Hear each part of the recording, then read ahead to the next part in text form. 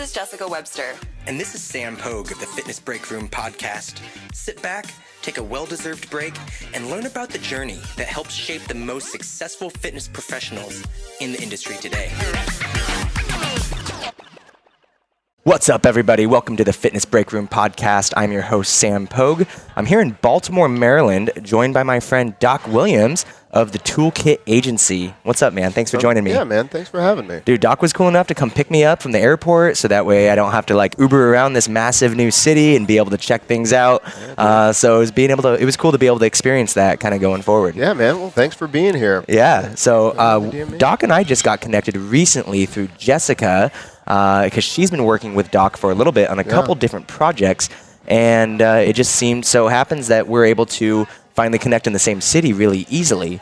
But as the story, we've been trying to tell you all through Fitness Break Room is that as your business evolves and you evolve as a trainer from being a day-to-day trainer and doing sessions to maybe working through more affiliate or website marketing and social media marketing, and then starting to build out platforms and e-com products or different solutions. And Doc is really the IT guy of fitness, even though he's not necessarily the IT guy, but that's what he's really started to get known for, yeah? Yeah, man. So, that happened by accident. I thought I was doing something else, but everyone's like, yeah, man, I need this help with IT. I need you, to be the CTO of this. And I'm like, I'm not really that technical. That's not my background. Yeah. It's all just about marketing and storytelling. But what I saw was tons of people were trying to tell stories that needed technology and needed to learn how to connect and integrate platforms. Yeah. And I just like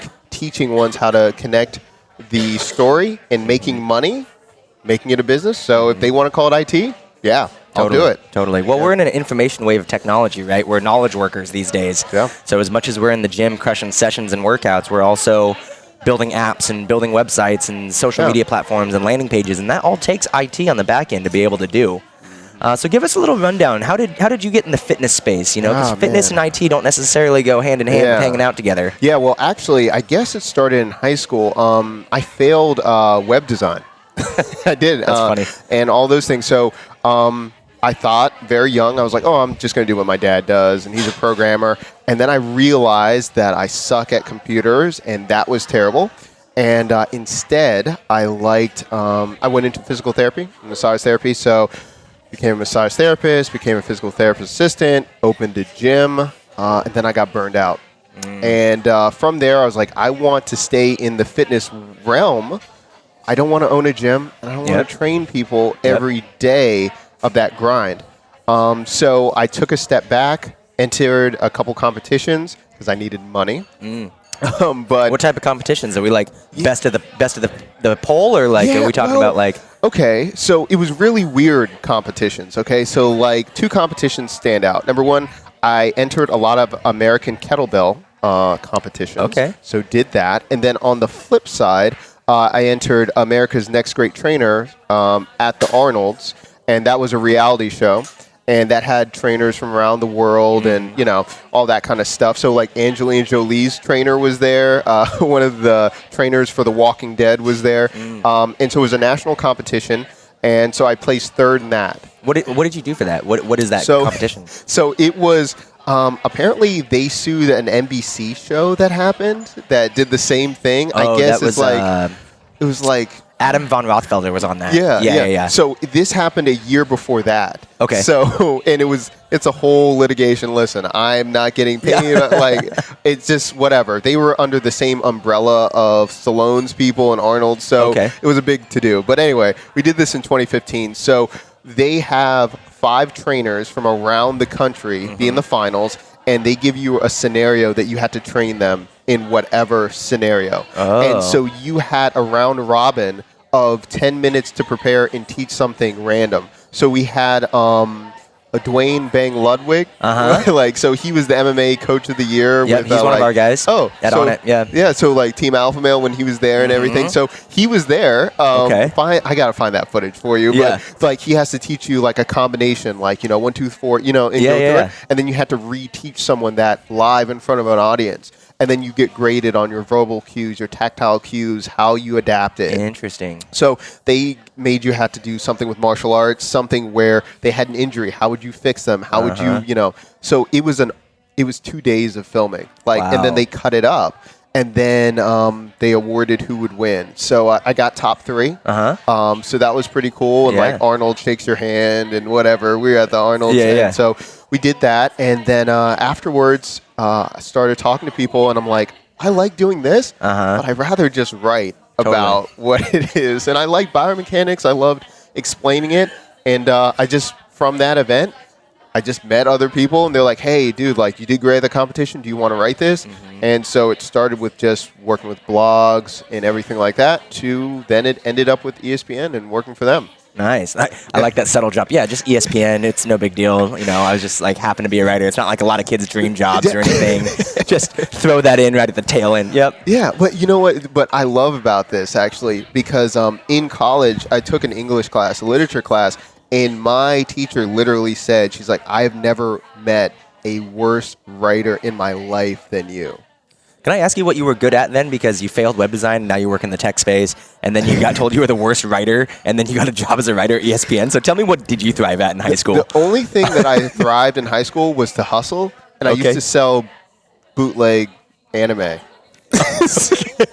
Just taking advantage of all the little Asian kids around Baltimore, huh? Seriously, like that. I hate to be like that, but I just always when people they're like, I need this. I was like, I bet I could do that. Yeah. I would just hustle all the time. And by the way, it wasn't illegal because they didn't have copyrights, because we'd get the subtitled anime. So we were in the clear. I don't care what people say. There was no copyright in the US. So I used to sell that stuff, and then actually, I got into training, and people would ask what I was doing. So, okay, I'm gonna level with you. I love it. The main thing that I needed to do, I needed to find a way to get paid to be a ninja. Okay. And also for me to get paid for reviewing things. So you think this is crazy? I couldn't be a ninja. I went into massage therapy because I heard about Moxie Bushin techniques, trigger points, and I was like, if I can do that all day, I want that job. Okay. And that's how I got introduced to that. Too much anime. I was watching too much anime. Yeah. So we did that. And then on top of it, I'm very tactile. Very tactile. Yeah. So just anything moving back and forth, back and forth. And with that happened, it was went into DJing.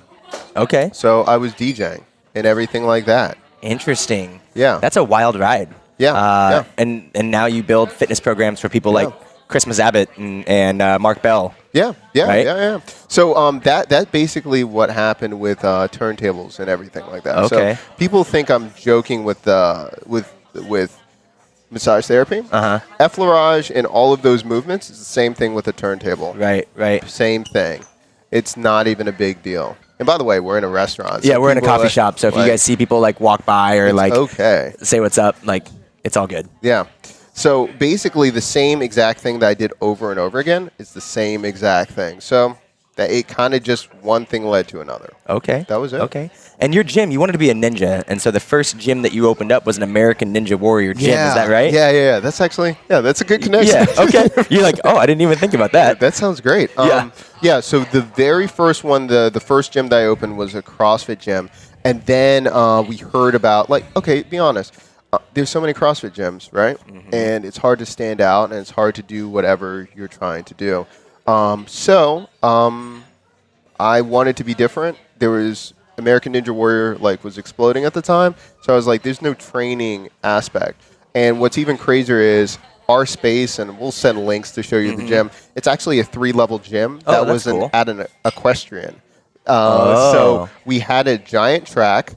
All of the stage where people used to watch the horse racing, it was from the 70s, and they hadn't used it. They let us rebuild the whole thing as a 4-level obstacle course race. That's sick. Yeah. Did you ever watch the movie? I know you're into anime and whatnot. Did you ever watch the movie The Raid? Oh, yeah.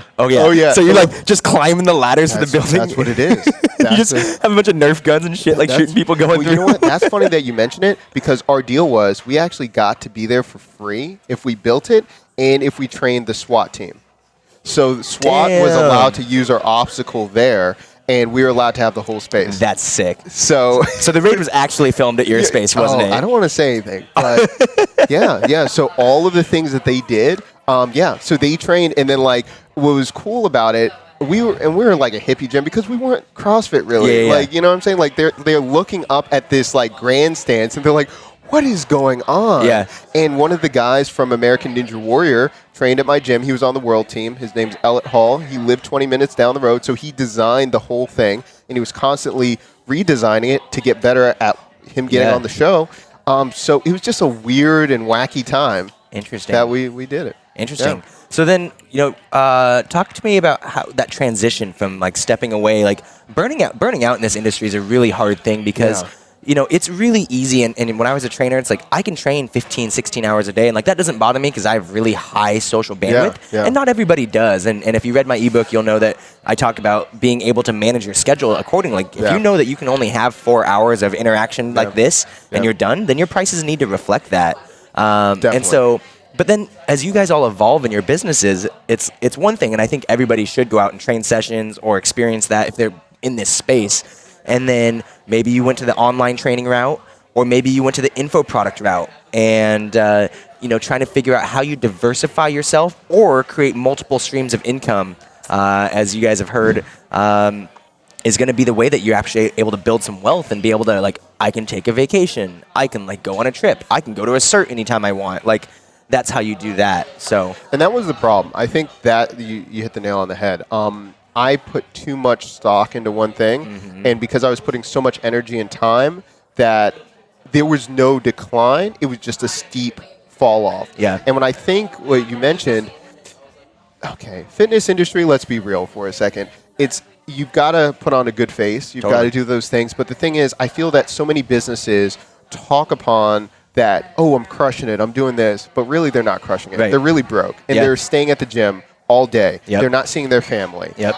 And they're not even paying themselves. You know what I'm saying? So I fell into the world of, I've got to have this many members. This other gym across town is doing this. I have to do this. And what I found was I was putting on face, and I wasn't enjoying training. I wasn't enjoying talking to my members anymore. And I had my bandwidth was too low for how many people I was training. So I ended up hating everything. I burned out, and I sold all my stuff. Wow. And actually, I'll tell you, I'll be honest, I didn't even sell it. I donated it. Donated all my stuff. And it was to the Police Athletic League. I was like, listen, they're like, you can do whatever you want, Doc. They're like, you can film, you can train people, you have a lifetime access. And I said, just take it all. I said, use it for SWAT, use it for that. I was like, I'm done. Emotionally, I'm done. Yeah. And I did that for a couple months, but I kept writing. And have you ever heard of something called NaNoWriMo?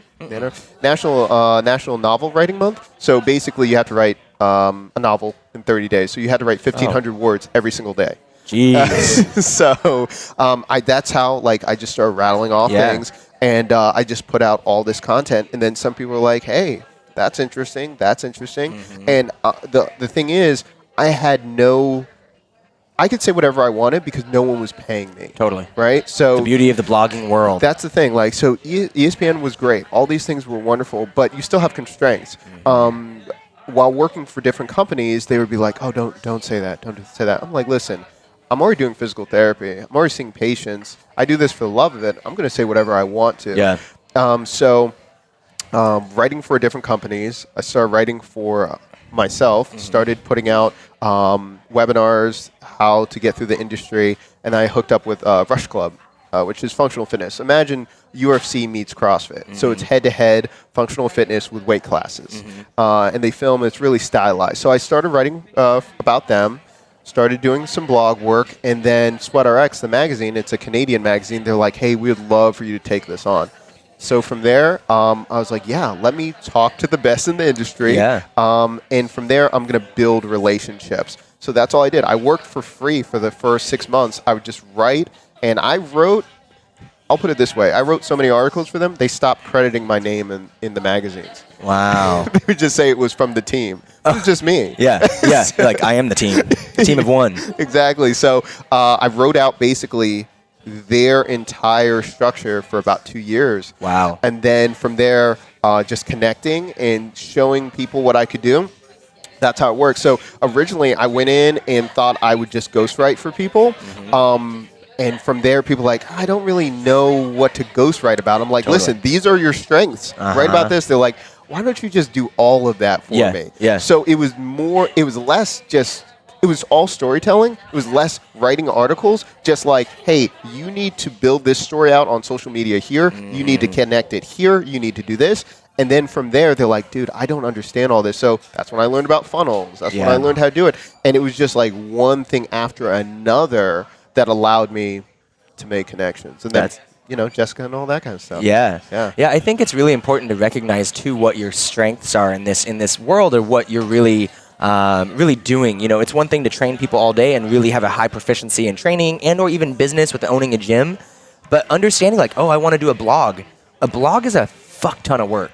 Like, it is so much work, and I've said this before, like, you guys look at companies like On It, and it's like, we have a whole team that just does social media. We have a whole team that just does content. We have a whole team that just does fitness. So it's not that I couldn't do a bunch of content. It's that's literally, like, for me to put out super high quality content and that consistency, it takes someone very specific to be able to live in that realm and to be able to operate at that capacity to put out. And that way you can diversify and create multiple streams of revenue if you're going to have a blog, or if you're going to have an app, and you're going to have webinars and whatnot. So can you tell people a little bit about, for maybe people who don't understand, like, info products and things that like you're doing, like, what does that mean? What are those products? So basically, I view it as you're giving them an offering that is very bite-sized for them to take action on. Okay. So I view it as you see a need in your space that you can instruct someone to do, and you're not giving them the entire way to do it. You're helping their pain point, and you're saying, here, what you're struggling with, these are the words you're saying to me, here's the exact 3 steps to do it. Yeah. Let me know if you need more help. Super simple. Super, because what a lot of people do is they're like, it's the ultimate guide for this. Totally. But it's so overwhelming, and if you're just new to something, you're not going to understand it. Yeah. So info products, it's you just seeing what a pain point is, you saying, I can solve it to 3 to 5 steps. Here's the answer. And usually it's free or a very low threshold to get in, to buy, to play. And then you're saying, let me know. And you're backing up and seeing what happens. Yeah. And I think a lot of people try to make it way too complicated or way too everything. No worries. No worries. No worries. No worries. Yeah, it's all right. The camera didn't fall. Thankfully, it's not plugged in. Yeah, there we go. Yeah, audio just got taken out, so all good. Yeah. That can get spliced together. Yeah, that's pretty much it. Okay, and so, run us through, like, what you, like, a product that Christmas does. Okay. Right, yeah. so Christmas Abbott, if you guys follow CrossFit, or, beautiful, super strong, amazing athlete, tattooed up. Her name's Christmas. That's obviously an indicator for her. Yeah. And has a really good following because she's won the games or placed really highly in the games. Yeah, she did really good with the team aspect. Okay. She's been to a couple regionals. Yeah. And she one of the OGs, right? Yeah. So was on the training staff of level 1 for years and all that stuff. I think 4 years. But yeah, let's talk about it. So with her, it was, okay, what is her audience looking for? And then what can you actually give? So hers was the Badass Body Diet. That was her book, right? So people were looking at that and they wanted more. So from there, we looked at, okay, we need to put together a program for the next 90 days to show how you work through the book. So number one, it's people that have already bought in because they love the book. And now they're saying to her, we'd love to train you. But the thing is with Christmas, she's doing 10 things, right? She can't devote her time until now, later on, to build out training one-on-one and personalization. Yeah. So what she did was, we looked at the team, all the information in the book, made infographics, made charts that people could fill in, all those things. So almost just like just a guidebook. And then we sold it as a 90-day product and then had a community on Facebook to support everyone. Nice. So instead of her saying, I'll email you every week, no, we're going to put you all in a private Facebook group. Here's the outline. Once a week, we'll go through what you need help with. And one day a week, I'm going to be in for 2 hours to talk to you. So once again, working on her strengths. Yep. It's what people wanted, but we're also thinking about her time frame that she can only commit to X amount of hours per week. Yeah. And that's how we came up with it. That's awesome. And that, it takes a lot of support. I mean, if you were to ask her, she's like, I think it's great. And then you ask Doc, it's like, it's a fuck ton of work to be able to do that. But I think the key thing that you were saying there is understanding what she does really well, like hammer in on those strengths. Yeah. Like, if you're not a writer, like, don't try to be a writer for the sake of just being a writer or in the content space. Like, you can find other avenues to do so and being able to diversify yourself. And I think a lot of times, like, with how we've gone through and, like, how me and Jessica worked, like, networking, I love networking, but you got to be purposeful, right? So connecting with Christmas, it was, okay, I can do X for you. It's not like, oh, I'd love to be on your team. Totally. I'd love to have lunch with you. Listen, it's great that we have lunch together now, but let's be honest, we got together because I could do a service for you.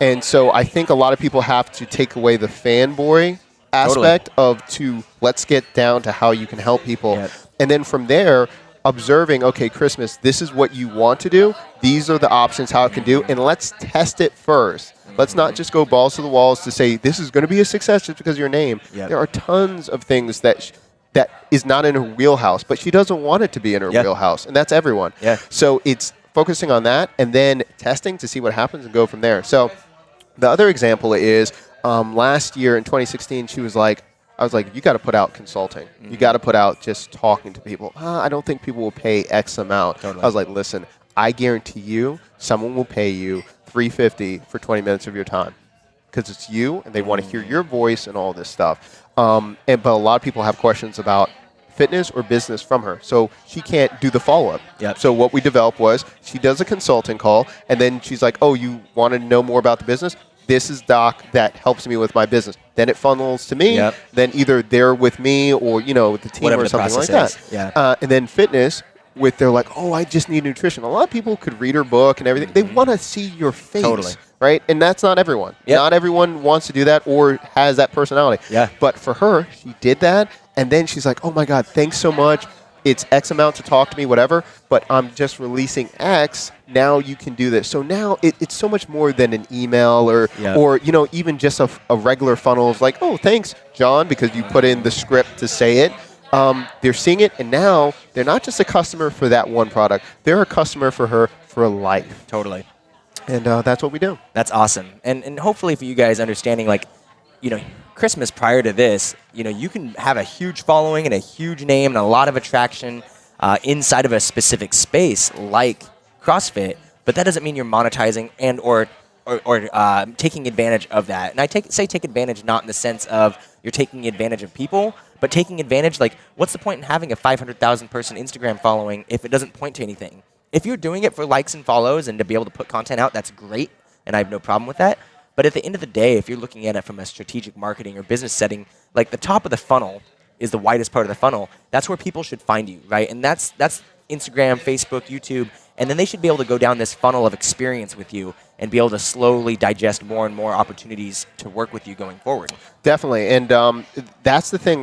The main part of the funnel, like you said, you have to put a lead capture. So that's just name and email. That you don't have to do it any more than that. And you don't have to make it perfect. If you say, hey, I'm thinking about doing X, put in your name, and I'll let you know when it comes out. Totally. That's a low commitment, but now you can follow up with them.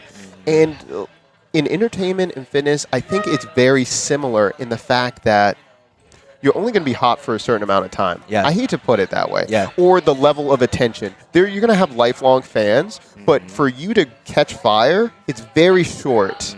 And the platforms can vary.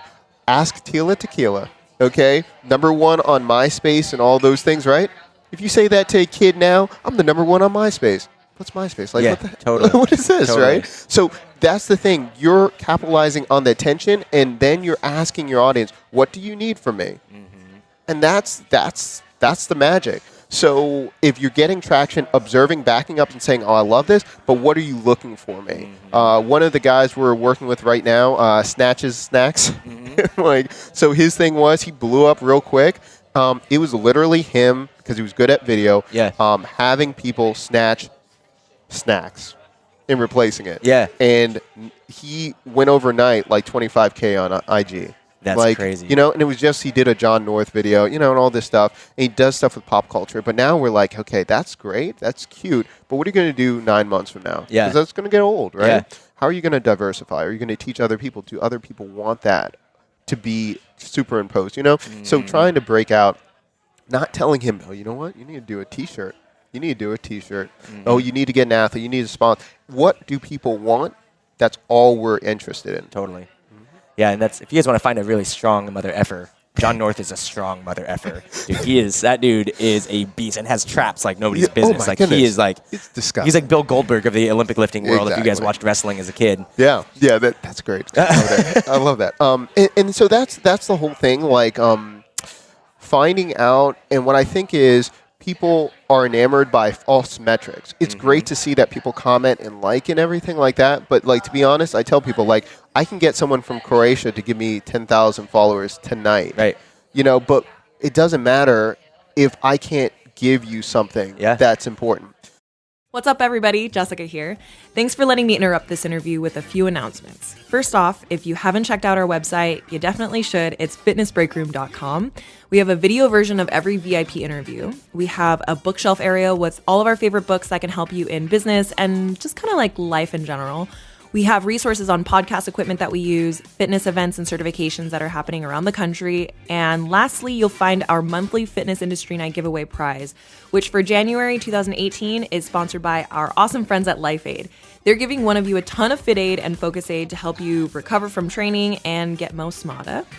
And if you write us a written review and send me a screenshot of that review at jessica@fitnessbreakroom.com, or you can hit me up on Instagram at jessicawebster_, I'll give you an extra entry to win. Plus, I'll give you an on-air shout out on our weekly break room breakdowns.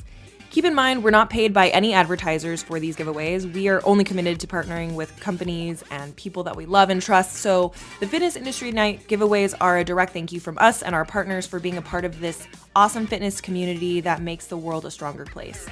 Okay, that's it for me. Enjoy the rest of the show, and thanks so much in advance for your reviews and your support. Past all that, what we did with the toolkit, should I fast forward to that or not? Yeah, go for it. So all of that was a disaster for a year and a half trying to figure out what I was going to do next. Yeah. I did all these things, and then me and Danny got together again. Okay. So Danny's the CFO of Caffeine and Kilos, and we met years prior at the American Open for weightlifting. And what that story is, I was still trying to figure out what I was going to do. I walked in with a suit, and this is in my book, talking about just dress nicely and go for a breath. And I just started interviewing people. And because I was in a suit, they always thought that I was more important than I needed to be. Perfect. So they let me go wherever I wanted to. Yeah. I just had this briefcase and a mic, and people were like, I did this in Baltimore at one of the national bodybuilding. And I just knew the guy that organized it. Kept yelling his name, and people were like, just go backstage, just go back. And I was just standing there, and then I started talking to people. That's awesome. So I do that, but you got to have purpose. You can't just get back there to like look all shady. Like do something with that kind of thing, right? So we ended up meeting together. He loved what I was doing, loved the podcast, and then years later, he's like, "What are you trying to do?" And I was like, I don't know, dude. So we talked about projects, and we originally were just trying to work with athletes over and over again, high-level athletes. Right. But the problem that we found were most either Olympic athletes that are in the cycle or ones that are on this other level.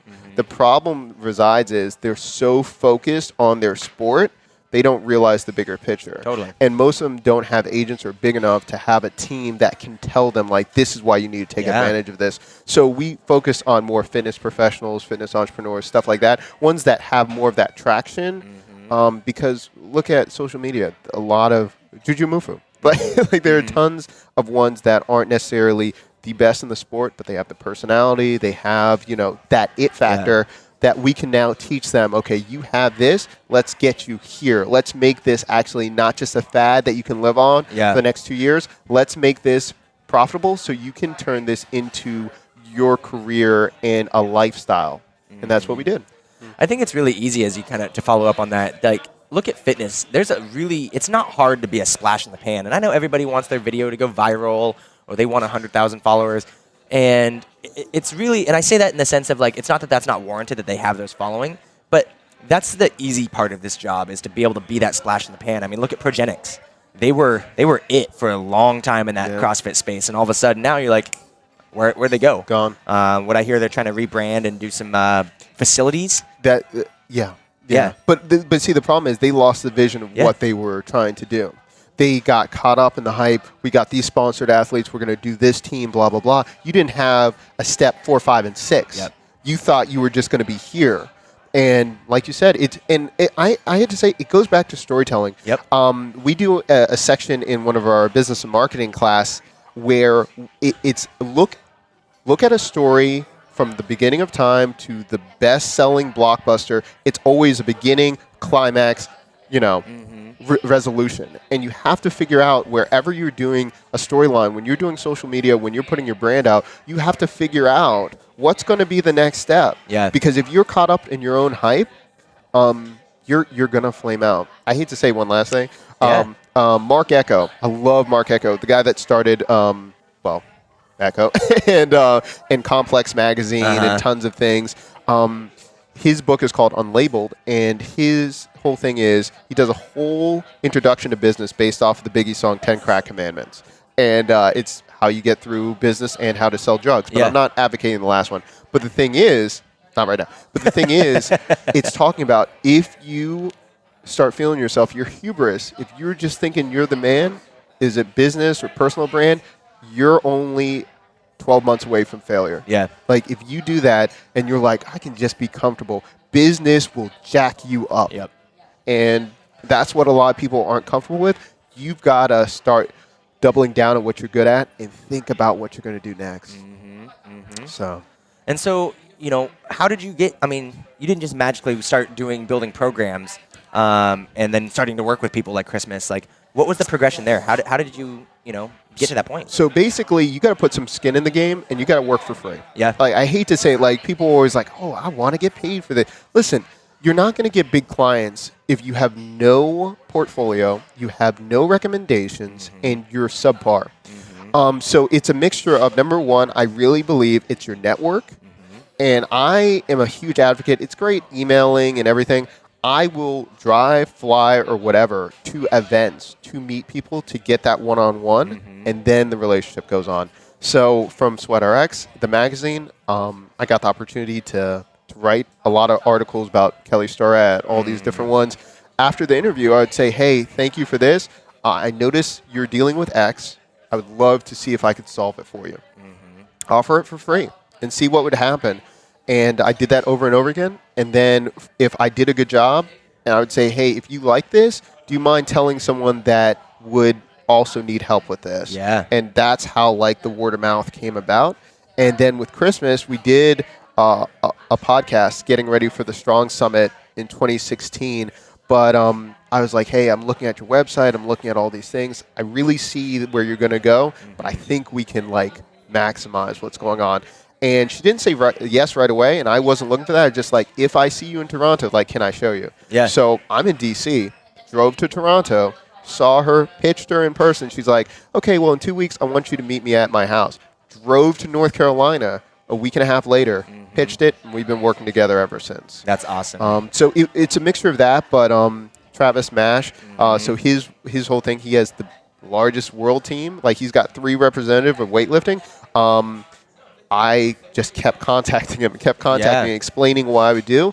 And I wrote a piece for him in one of the books, and just trying to hang around and explain, I can help in any way.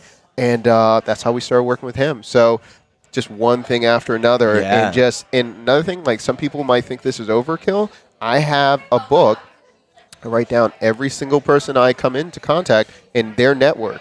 And now I know where it fits in. Not that I'm trying to just be buddy-buddy for no reason. But it's hey, I think I can help you here. Let's try to do that. Yeah. And that's how it happened. I think that's such a key thing with networking, too. And it's not easy to do. And you and I just kind of naturally do it. So it's I get caught up going, yeah, you just go meet people.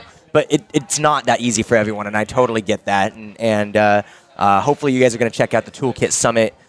This episode is going to air after the fact, but hopefully you guys enjoyed that. Yeah, we'll get a link, and that way you can see that, and you guys can rewatch it. But networking, it's a fine line of being able to go in and promote yourself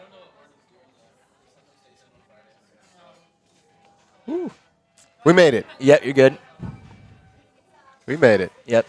To promote yourself as like someone you got something to offer, but not to the point where it's like it's distracting because someone like Christmas, she's not short on people pitching her on things that you could do this better, and it's like, oh my god, at some point it's just analysis paralysis. You're like, I don't even know, like now I don't want to do anything because what do you guys do when you run up against something you don't know how to do? You just stop. You're like, I don't want to write this paper, so I'm gonna go clean my house. Like everything sounds better than writing this paper, right? Yeah. Or whatever it is, and so but also being able to build your equity up with someone, and not just like in terms of what you can do or what you can offer for free, because I think there's a point in time where you have to stop offering for free because you won't make any money.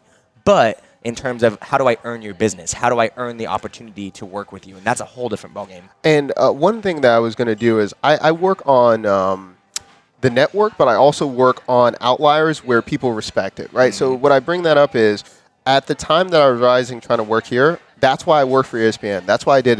We were talking about, actually, this is funny. The only reason I worked for ESPN, honestly, was I was trying to write for Barbell Shrugged. And I was like, if I tell Barbell Shrugged I work for ESPN, I'm going to be taken more serious. Totally. So you look for ways that you can work for the traditional type because that gives you the notoriety, the name value, and everything.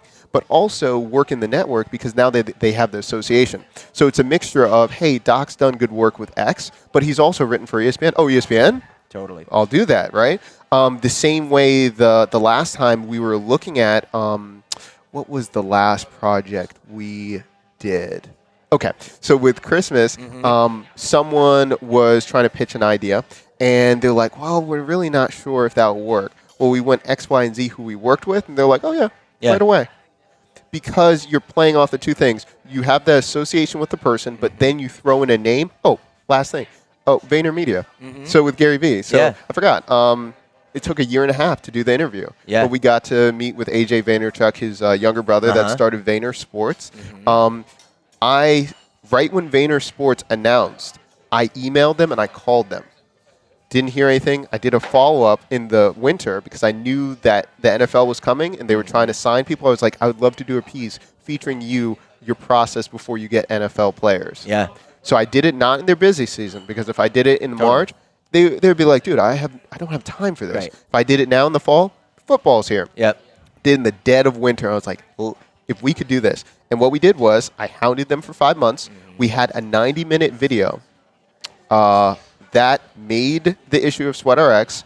All of the content, when people see us on social, they're like, oh, you are VaynerMedia? Instantly. Totally. People will say that because he's recognized in social media and all those things. And he's a really cool guy. But the thing was, now it's validating, right? Because I could say, I can do this, I can do this. They're like, dude, you were at VaynerMedia. You had an hour and a half. And by the way, as far as I know, and I've checked for the last 7 years, no one's done a sit-down interview with AJ Vaynerchuk. He's very hard to get.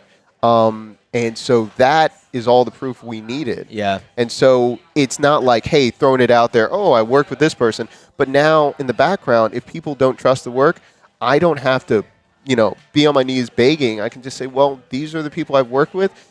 Maybe that would help out. And not just throwing names out all the time, but if it makes sense, mentioning why we worked with those people. And you go from there. That's awesome. And once again, takes time to build that. And I mean, 5 months just to potentially get something that might work, and he could still blow you off the day before. By the way, that's right, because they were like, this might change. Yeah. All of this might change. And they're like, you just had to be ready. They gave us a 48-hour window. I had to get my videographer. We drove there. I had to work that night seeing patients. We slept 2 hours, did the interview, and then because I was broke, had to drive back the next day, edit it, and then have it up the next day. Woo. So, yeah. But you got to make those sacrifices if you want to make that impact. And the last thing I would say is it's not easy. But you've got to commit to it. Because if you think you're worth it or this is advantageous, you have to double down and do all the work there. Yeah. Nothing comes easy. It's a very Gary Vee quote right there. Yeah. You got to double down on what you're good at and go for it, right? You do. And Zach Evanesh we work with. Zach Evanesh, he'll tell this story. Zach Evanesh has worked with Arnold Schwarzenegger, Gary Vee, Tim Ferriss, Joe DeSena. He's really and people don't know a lot of things. Yeah. He paid Gary Vee $3,000 to talk to him for 20 minutes. Now Gary Vee, he'll talk to him all the time. Yeah. You know what I'm saying? But because Zach put in the effort and he's like, I need to talk to you. Here's $3K. He's putting his money where his mouth was. Yeah. And that was before, that was like in 09, something like that, right?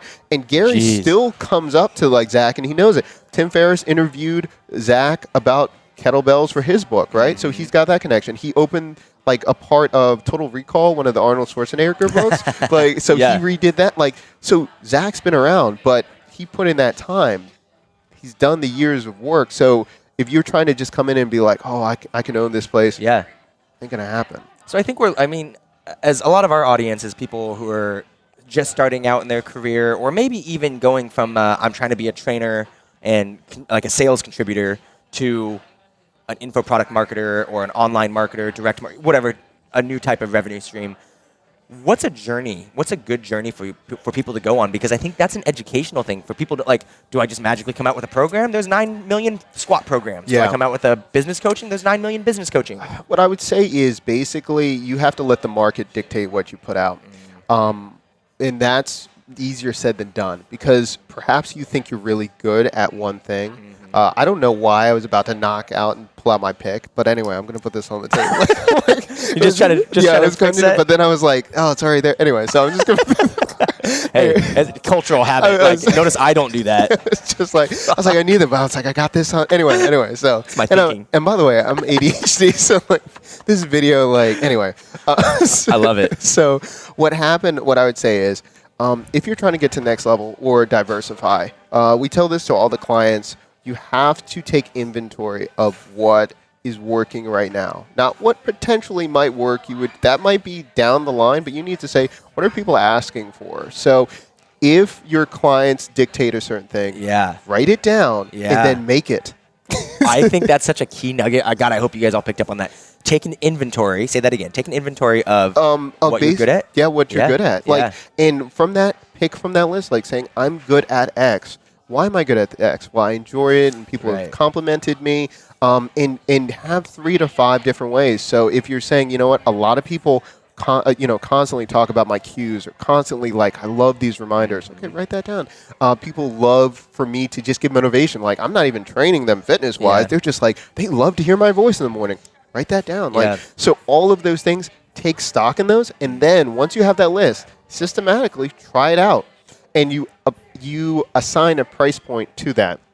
So if you're saying, hey, people love that I'm a life coach, guess what? Say, hey, guess what? Next month, I'm opening up a limited amount of slots for life coaches. It's going to be X amount. Are you in or out? If they're like, oh, man, I'd love to do it. Not right now. Guess what? Don't do it. Just hold that in the back pocket. Test it maybe in the next 9 months. But if they're not willing to pay for it, don't invent the product to have it fail. Totally. You know what I'm saying? And I would even say put it at a certain price point that makes sense to you. If you're going to put this much time in it, even if it's one person, you put it at that price point. Yeah. You don't make it $20, $30, $40 if it's going to take you $900 to create it.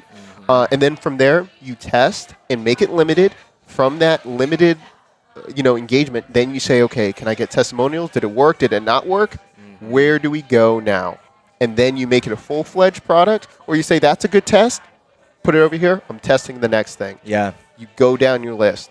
You cannot be emotional about it because so many times people assume I'm going to get to X, but they're associating the emotion about that product or service. But the problem is if you already do that, you already failed in the game because, number one, if you're doing that, when you feel great in your business, it's going to be the highs of the highs. And when you feel terrible, it's going to be lows. And then you're going to be the flash pan, right? Yep. But if you're saying this is what works, this is how many client X are saying for me to get, now it's repeatable. Now it's going to be income that can support your lifestyle, that you can make it a real business. And there you have it. But until you get to that point, you really need to start testing, make sure it works. And the thing is, you're always going to make mistakes the first couple of times. So you make it a beta. Yep. If you do it as a beta and people know that, I mean, Gmail was a beta for like 5 or 7 years. You had to get an invite from someone to get a Gmail. Now it's like you get an email that's not Gmail. You're like, how do you not have a Gmail? Yeah, exactly. Hotmail. Stop using Hotmail. Yeah, AOL. Hottie 24 kissy face. You gotta stop. You gotta stop. But it's true. And so with that, you've got to really make sure everything's finite, and then say, okay, now I'm gonna release it. Now I'm gonna do that. And people, the loyal ones will always do beta, and they're more forgiving. Yeah. If you put it out and you're like, this is the product, and it's this price point. If you're not in beta, people are like, oh, this is wrong, and by the way, I want my money back. You're like, oh my God, I was counting on that money. Beta, people are forgiving. They're like, oh, we're working through the project. And with that, they feel like they're contributing to the real product, which they are. So for trainers, do those things. And one last thing, if you don't mind. Yeah. Do not look reactionary of what people are doing online. So tons of people on IG will be like, oh, someone's putting out this kind of plan. I'm just going to do that because I'm a better trainer than them. I can do the same thing. That's not in your wheelhouse. And there's too many other factors. There's way too many other factors. And if you're just like, oh, hit this or email me or click this and do that, you don't even have the system set up, it's going to frustrate you. You're going to flame out. It's not going to work. And it's not your real calling.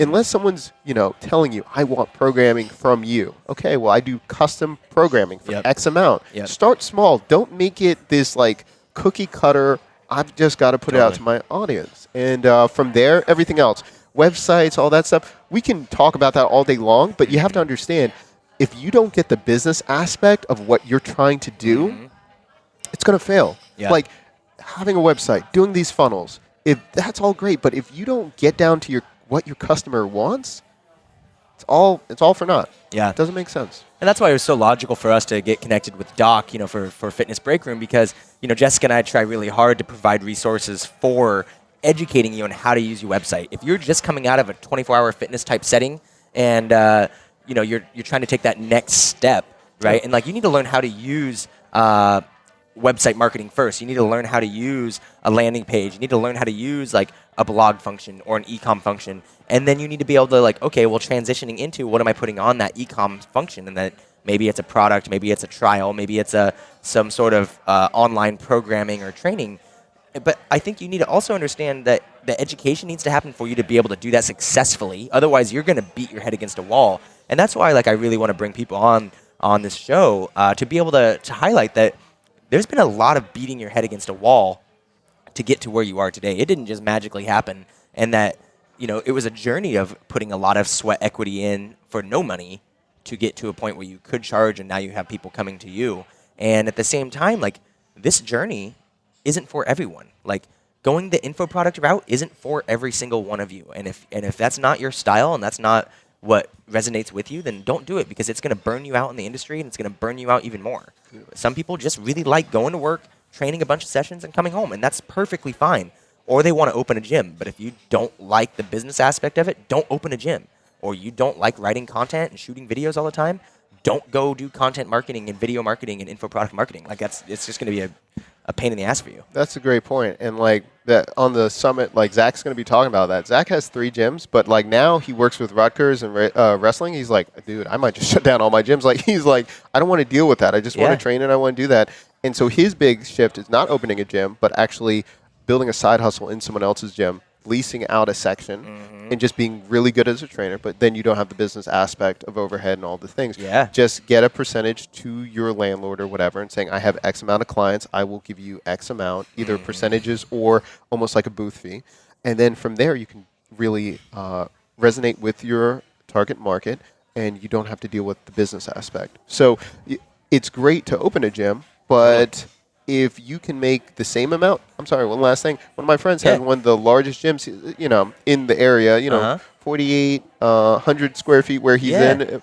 But he's like, I was making more money as a kettlebell instructor in a chiropractic office because his overhead is 4 times as much. He has to deal with this many clients. He's like, I should have just stayed in the chiropractic office. Yeah. You see what I'm saying? So. And he probably, did he go under, or did he just switch out? He's okay, but he's making transition. Yeah. Because he just spent 3 years making nubbins. Yeah. Having this great and working harder. Working harder, but not working in the right way, not the systematic way. So now what we're really trying to focus on is explaining to people how they can still do the career or aspect that they want to do, but also giving them the right trajectory where it can be sustainable and not something that will implode in 2 years. And that's the thing that we're really trying to focus on for y'all, is that being able to help scale your businesses, so that way you're not For me, like training a bunch of sessions and not wanting to open a gym or go manage a gym somewhere else. So I wanted to get out of the fitness industry, which is what led me to Austin and working for On It, and Doc selling or donating his gym basically to get out of the industry because it wasn't resonating. But even then, like, look, we both still work in the fitness space, but we don't train. Like, I train clients here and there, but it's like athletes and guest sessions, right? Yeah, right. But not like my money doesn't depend on, all right, if my 10 a.m. doesn't show up, that means I'm not getting paid today. Exactly. And, like, that's a brutal game. Yeah. And one last thing, though, point, and tell me, like, you're like, we got to end this. No, but, you're good. But one aspect is having physical therapy and going that route. I thought I was going to go into physical therapy, and I started training. Actually, I forgot to mention this. Yeah. I was one of the therapists at the Olympic team for the trials before the Rio Games, right, for weightlifting. Being in that game, I realized there are so many other chiros, PTs, and everything in this game trying to be notable. I'm like, I'm just another fish in the sea. And I was like, it's great. I made the connections. People saw that I was proficient in this, but I was like, I can't thrive in this because now I've got to show my practice. I've got to see these clients. I've got to do this, and it's this game again. So I had to step back and get out of it. So once again, if you look at what happened with the toolkit, we did about 10 different iterations before we hit on all cylinders. So it was Danny with the lifting fix. And he's kind of put that on hold because he's on C&K and focusing, but we were going to do the Lifting Fix Academy, put this out, all this stuff. This was our metrics. This was how much. It failed. It totally failed. But because we didn't have everything going together, but we used all those same skills that we use now in the toolkit, but it just wasn't there. We could beat our head against the wall and be like, oh, we just need to relaunch it. It's just something we did. They weren't willing to pay the price point of what it took. That's so key right there. A lot of you and a lot of people have really great business ideas. Oh, my God, no one is doing this. And I'm going to say either one of two things when that happens. Either A, it's already been tried and it's not working or didn't work, or B, it's not a sound business plan. And if someone's not doing it, it's not because maybe someone doesn't think it would work or there's not potential sales, right? The Pet Rock made millions of dollars, right? But at the same time, it's is there enough customers to support a business? Or is it just like, okay, well, here's a way I can make $1,000 or to support a full stream business? So there's a quote that Ramit Sethi says, like, does your target customer have the ability and the willingness to pay? If they don't have both, you do not launch it, right? Because that's where you get, they might have the willingness to pay. Oh, I love what you do. I love that. But they don't have the ability to pay. So how are you going to make make it, right? If they have the ability but they don't have the willingness, they don't care about it, they're like, oh, yeah, I have 7 figures, but I'm not willing to give you X. You're not doing that. So you have to really work in that, in that tight mold. But once you do it, once it clicks, you got it. And you have to keep really reassessing. It's great. You're going to hear all kinds of praise with people that don't have skin in the game. They're going to be always like, I love that. It's true, though. Because they're not. Why don't you do this? Well, are you paying me to do it? No? Okay, well then that's why. That's the thing. And it's like, it's great. I was like, oh, I love this idea. I love this. You're not paying me, though. So, and I have pet projects that I put out for free and everything, but I understand that I can only give this much energy away because the return on investment is just not there. That's how you do it. I mean, you put them in the categories so quickly because if someone says like, hey, you got to do this. Okay, that's great. It's this much to charge. Yes or no. And you buy in or buy out. That's it. Fitness is so funny. It is literally the only industry where people just assume shit should be free. Right? Where it's like, oh, you are charging $320 to talk to you for 20 minutes? Like, why can't you just do that for free? Because I have to pay a water bill and I have to pay an electric bill and I have to like eat and I have to like be able to go and train and whatnot. Like, and like a lot of you who got in the industry are like, oh, well, my friend's always asking my fitness advice, so I should be a trainer. And I'm like, okay, that's great.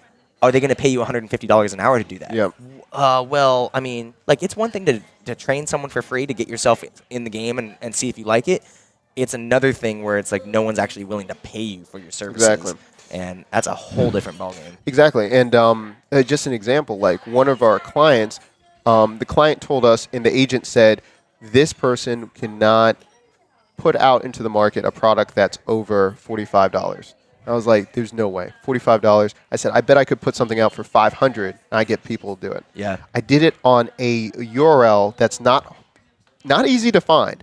I did not optimize it for anything. I got people paying for $500. Wow. For a 6-week program. By the way, I did it as a landing page and forgot about it. Someone still bought it. See what I'm saying? Like, Yeah. they had the power to do it. Was it the copy, you think, or just the value proposition I that think was it's built the into value proposition with the type of person. And that person's personal brand was it. My copy was terrible on that. Terrible. It was dreadful. Yeah. But it was that person. Someone's like $500 for 6 weeks. Yeah, it's on me up. And I'd be like, dude, like this was just a test and everything. And the guy still was like, won't do it to the masses. I'm like, okay. Yeah. So and that's the thing. You've got to decide: are you going to be the authority of your niche? Are you going to be the premier? Or are you going to be trying to fight for the middle of the pack, where you're always bargain hunting? Yeah. And Walmart or Whole Foods, economies of scale. Yeah, that's the thing. And you've got to decide, and you've got to have a real conversation. I don't mind what section you go into, but you have to really own up to it.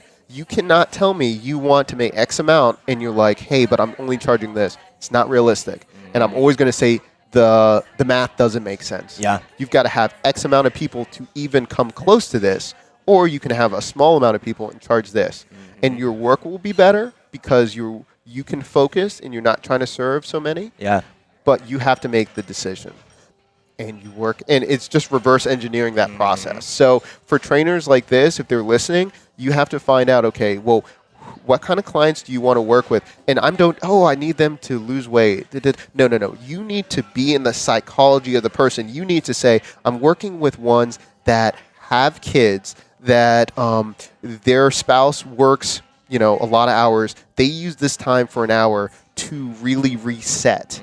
And now I can use that copy. I can use the words that resonates with them, and they will pay me what I want because they feel like, you need those moments away from the kids. You need that sanctuary. And I'm building, oh, my God, this is me. This is what I want. Yeah. And that's why you can charge it. If I say, hey, guess what? There's a hot yoga class next week. All your girlfriends are trying it. Don't forget, use Eventbrite or, whatever. Yeah. Well, yeah, they're only going to charge you. They're only going to pay you this much because you haven't made it special for them to be impacted, to believe in your brand at a certain price point. Yeah. Price is only a factor of value. So, I mean, that's all it comes down to.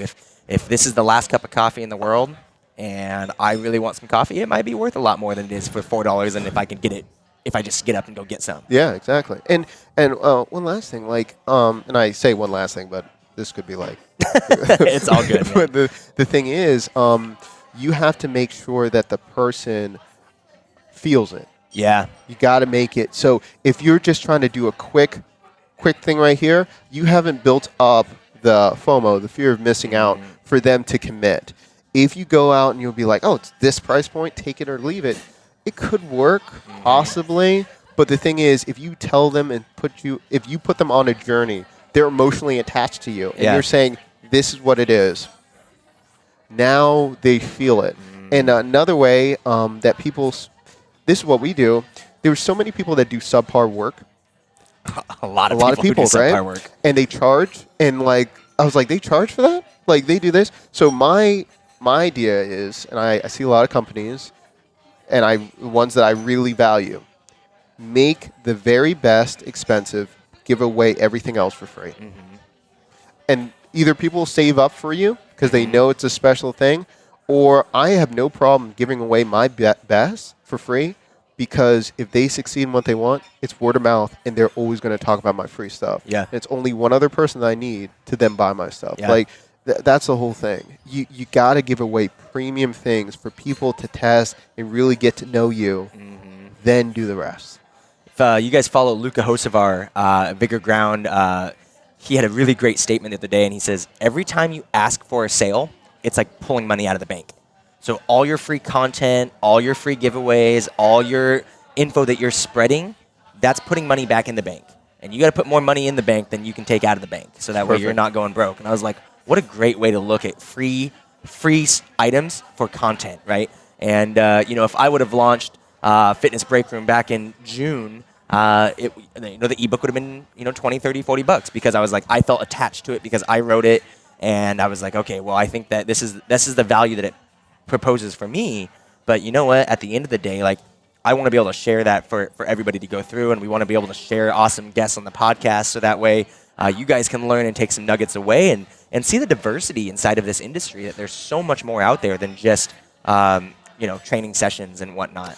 And about that, like, where that information is coming from, I really advocate people to try something outside of their niche to just get a totally different perspective. I think that's great. I love Creative Live, love them. I used to watch the craft channel for months. I have no dealings with crafts, whatever. But that's like how arts and crafts, arts or like and mac and cheese craft. Both. Okay, perfect. Yes. And with that, it was a totally different perspective. So we're in the tech industry, I guess. That's what it is with this toolkit. But learning from that, I learned how to put together catalogs and all these things. And no other tech company puts out an IKEA catalog type. And so what we do is, that's exactly what we try to do. Yeah. So with the tech and everything, we put out a catalog quarterly that looks like an IKEA catalog. That's awesome. So people put their mind and happiness in what it is. It's only tech. It's only tech. So before, I could put out, we do this processor, what all that stuff. It doesn't get them emotionally attached. I put a picture of Christmas. We have a product that's coming out called Zen. And so now it's structuring your business for happiness and peace. Nice. So everything's a light green, all this stuff. It's Zen. And now people have the association with the product, but I only got it from the craft channel. That's awesome. But now it's standing out, because if I was only on tech companies, I would only do what tech companies do. Same thing with fitness. It's very easy for us in fitness. We know what works, this, and this. Do something else. See what happens, and then bring it back to your niche. You'll always stand out. Yeah. And you'll have a better perspective of how you talk to your clients. Experience is the way to learn. That, I think, is the best way to learn. So a lot of people here are probably going, okay, well, now, what does it take to work with the toolkit? Like, what's the ideal person, and where should you be at in your business? Like, it's not for someone who's brand new to the market and, like, probably just getting going, right? So what I would say is the toolkit is bridging the gap with pain. So even if you're beginning, we always say, cool, just hang out and let us know where you're at, and then we're going to just throw you some ideas. So really, we're at the fitness professional that they have traction, and now they want to make it a full-time. So we always say, you already have some success, it's a side hustle, and now you're trying to make it your career. And to get to that point, we have beginner courses. Oh, okay. Yeah, and it's built in two different ways. So we either say, we teach you how to do everything, or we do it for you. That's it. So we have the Toolkit Academy, where each semester, it's just like school, we release one type of course every semester. And so this right now, it's marketing and advertising, the basics of that, how you do that with the business. The winter is going to be essential tech for your business. So we teach you how to do that. So either you go through the course and you're building with us, or we say, hey, you don't feel like doing it, pay us, and we just do it for you. Yeah, worth every dollar. Let's be honest. It's like when you start doing it, you're like, okay, well, I've got to figure out how to use all this podcast shit. Yeah. I got to figure out how to use a video camera, and it's like, it's a lot. And you're like, $1,000 a month or whatever it is. It's like that. Here's my money. Yeah. Just here's my money. Like, I don't I save. It's like having a house cleaner. It's like, sure, I could scrub my toilets in my bathtub. Yeah. Or I can not spend my Saturday cleaning my house, and I can actually have someone else come and do it, so I can go out and do something I enjoy. That's exactly right. If you're this is a conversation Doc and I had when we first met. It's like, if you're worried about the $1,000 a month it costs to have someone build your stuff out, then your product probably isn't going to work anyway. Like, if you're that concerned that it's not make $1,000, then you need to go smaller time and do something different, because shit, it's not worth your time if it's not going to make at least $1,000, I would say. Yeah, and the thing is, what I tell people too, I came from the background. I've used SkillWise, Creative Live. Yeah. I'm about that person. Like, someone was like, "Hey, to do a landing page, I'm going to code it for $700." I said, "I bet I could learn it."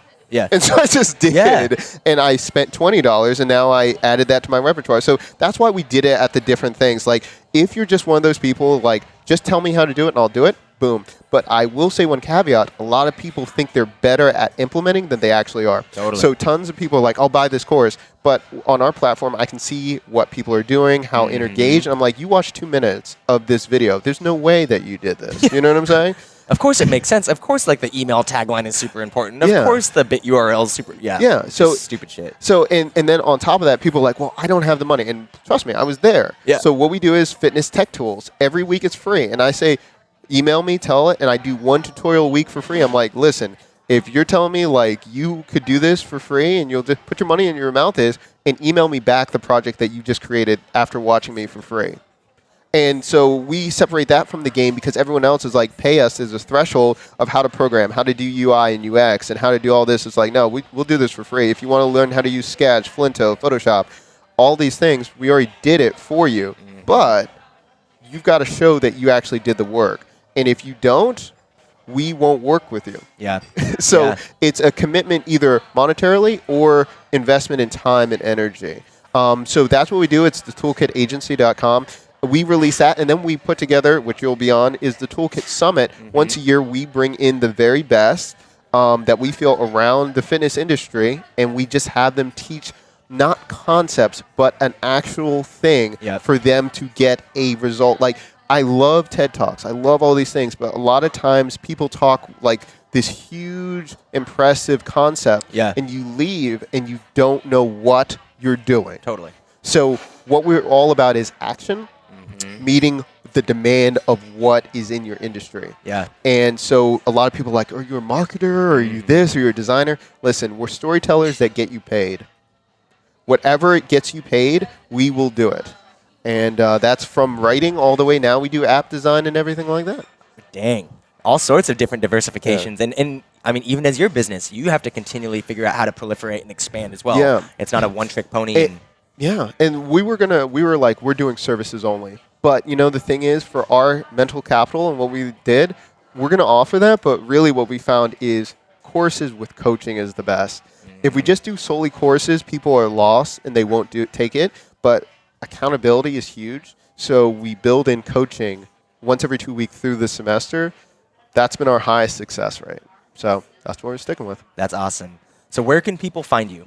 So they can find me at thetooLkitAgency.com. You can also look us up at the Toolkit Agency on IG, _ the Toolkit on Twitter. That's pretty much it. Okay. And then if we're on Facebook, but we're doing all of our testing. So we do all of our live streaming, all of the things for clients. So like people are like, what is going on this page? Yeah. It's because we're doing all the integration API and all that kind of stuff. But Twitter and IG, that's the biggest one. Perfect. I like to end every episode with a little snippet, and it's, what's your piece of advice for a brand new trainer getting into the industry that they can take away from this episode as a nugget for them to be more successful? And I'll put you on the spot. I would say just being observant. Just realize how people react with you as your personal brand and how you value yourself. And you've got to constantly look at a Venn diagram and look at that. Because what's in the middle, that's what's going to make you successful. But you have to understand what are the words people are using to describe you, and how do you view yourself? Where can you align that? And that's going to be your brand. We talked about at the beginning, like us as IT. I hated being called that. I'm like, we're not an IT. Yeah. But to the outside world, when they see what we do, you're a tech and IT company. Well, we spent so much time not calling ourselves that, we were shooting ourselves in the foot. Totally. As soon as we called ourselves Just IT. say yes. Exactly. And now it's in line. You're done. Now you get it. Yep. Totally done. That's awesome, man. Well, thank you very much for joining me. It's been a pleasure to have you on the show, and he'll be back for more. And you guys can find his stuff on our site as well. Yeah, and definitely. Oh, and also, too, if you look at ChristmasHabit.com, she's one of our clients and everything like that. You'll see her, and also we'll be premiering with a couple NFL players, too. Very cool. Yep. So a lot of synergy here between us, which is why they're such good friends of ours over at the Toolkit. But looking forward to talking with you guys again. Thanks for joining us. Thanks again for listening to the Fitness Break Room podcast, everybody. You can follow us on Instagram at Fitness Break Room. And if you're looking to enter our monthly fitness swag giveaway, You can visit our website, fitnessbreakroom.com, and all that info's on the homepage. Hundreds of dollars worth of awesome stuff, so I wouldn't miss that. And then you can even subscribe to this podcast on iTunes and leave us a review if you're digging what we're bringing you. That would be awesome and very helpful. Okay, guys, have a beautiful week. Stay strong and always look out for the little guy.